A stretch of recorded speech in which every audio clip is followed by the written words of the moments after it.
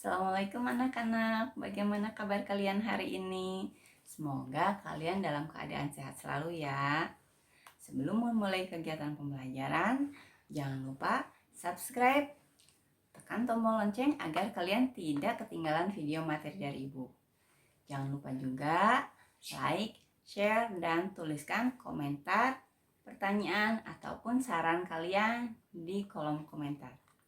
Anak-anak, yuk kita mulai kegiatan pembelajarannya.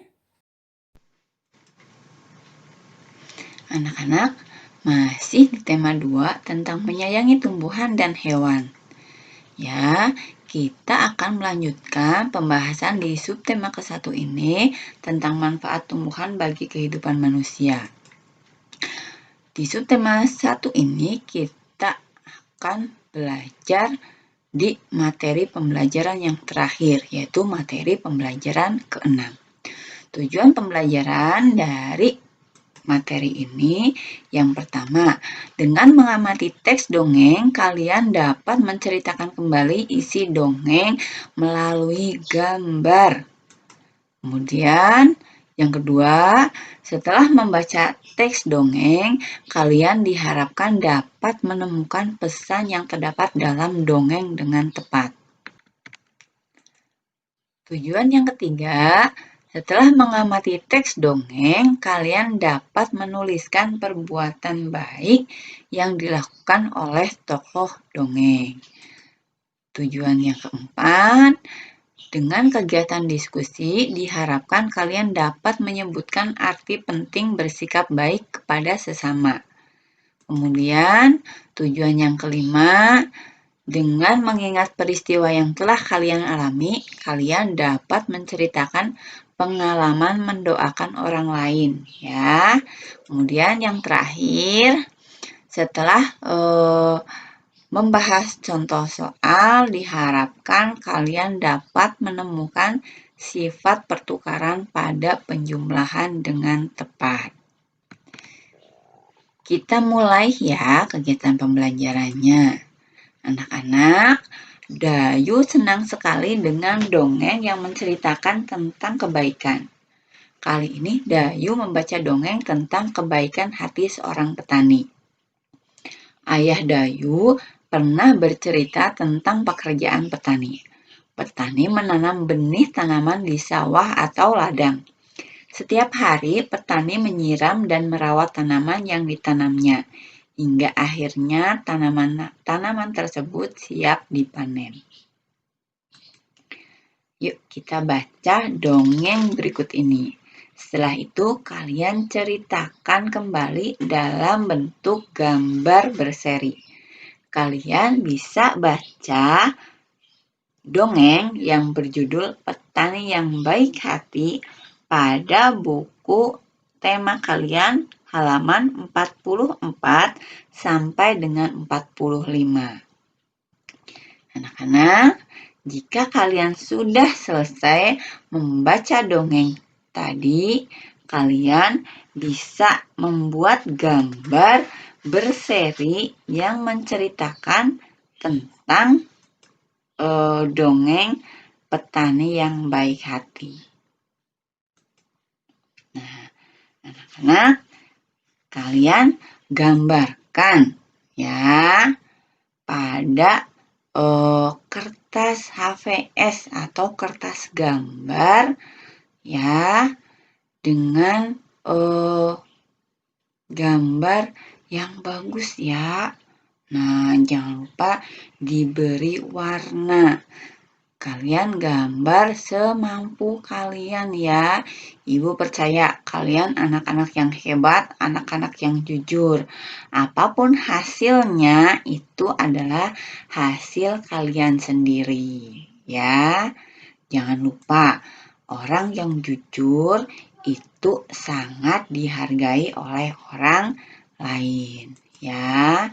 Nanti kalian bisa menggambar dalam satu lembar atau boleh lebih dalam satu lembar ya. Jika kertas kalian ukurannya memungkinkan kalian bisa membuat 5 gambar dalam satu lembar.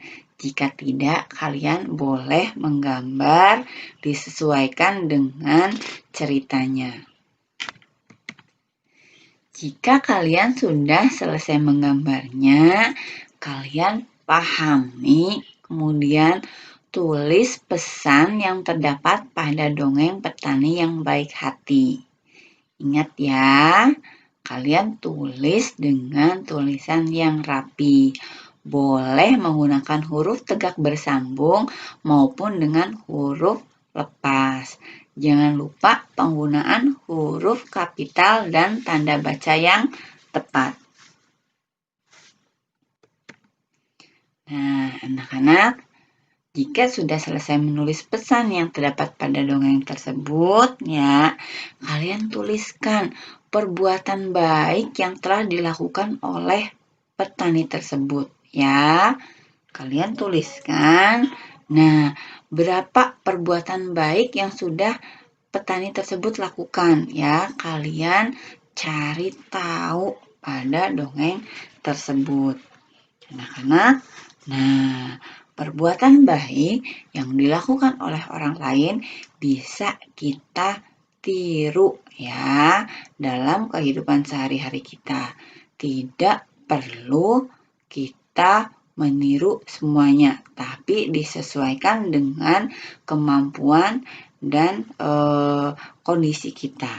Nah, anak-anak, mengapa kita harus berbuat baik kepada semua makhluk hidup, terutama tanaman?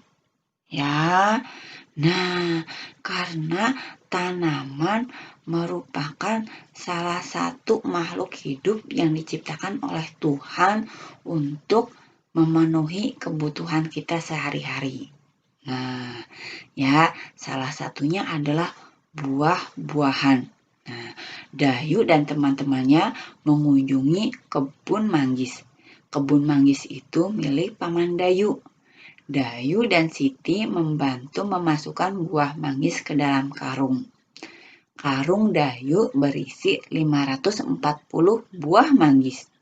Karung Siti berisi 590 buah manggis. Berapa jumlah manggis dalam karung Dayu dan Siti? Nah, yuk kita cari tahu isinya. Nah, dengan cara membuat bentuk penjumlahan dengan pertukaran, kita dapat mengetahui jumlah manggis yang dimiliki oleh Dayu dan Siti. Ya, kalian perhatikan. Ya, di sini ada 540 buah manggis yang dimiliki oleh Dayu. Dan kemudian 590 buah manggis yang dimiliki oleh Siti. Jumlahnya menjadi 1130. Kemudian kita hitung dibalik ya, kita hitung dulu punya Siti. Ya, punya Siti 590. Kemudian kita jumlahkan dengan punya Dayu 540. Jumlahnya ternyata sama, yaitu 1130. Nah, bentuk penjumlahan dengan pertukaran seperti itu, kita bisa tulis bentuknya seperti ini. Ya, 540 ditambah 590 sama dengan 590 ditambah 540. Nah, cara mengerjakan penjumlahan seperti ini menggunakan sifat pertukaran, ya, atau komunitatif. Nah, anak-anak, sifat pertukaran ini kita bisa gunakan agar kita lebih mudah lagi mencari hasil dari penjumlahan. Anak-anak, sudah paham belum? Jika sudah, coba kalian kerjakan tugas kalian. Ya, ada 3 tugas yang harus kalian kerjakan. Ya, bisa kalian lihat di halaman 50 sampai dengan halaman 51 buku tema yang kalian miliki. Ya. Nah, ini soal nomor 1. Keranjang Lani berisi 730 buah rambutan. Keranjang Edo berisi 400 buah rambutan. Ya, berapakah jumlah rambutan di keranjang Lani dan keranjang Edo? Ya, kalian buat bentuk penjumlahan dengan pertukaran. Ya. Nah, kemudian kalian lanjutkan ke soal yang kedua ya. Nanti kalian kerjakan bentuknya seperti ini ya. Tadi sudah ada contoh yang kita bahas. Nah, ini soal yang kedua ya. Nah, Udin dan Lani membantu panen tomat di kebun nenek. Ya, Udin mengumpulkan 530 buah tomat. Lani mengumpulkan 450 buah tomat. Berapa jumlah buah tomat yang dikumpulkan Udin dan Lani? Ya, cara mengerjakannya masih sama ya, seperti tadi. Nah, sekarang kita lanjut ke soal yang ketiga. Ya, Beni menyapu halaman rumah nenek yang luas. Ia mengumpulkan daun-daun kering dalam 2 kantong plastik besar. Kantong plastik hitam berisi 780 helai daun kering. Kantong plastik putih berisi 578 helai daun kering. Nah, kalian buatkan kembali dalam bentuk penjumlahan dengan sifat pertukaran. Nah, itu ya anak-anak ya. Kita sudah selesai di pembelajaran ke-6 ini. Kita akan bahas lagi di subtema selanjutnya, subtema yang kedua. Terima kasih, selamat belajar. Sampai ketemu lagi di pembelajaran selanjutnya. Wassalamualaikum warahmatullahi wabarakatuh.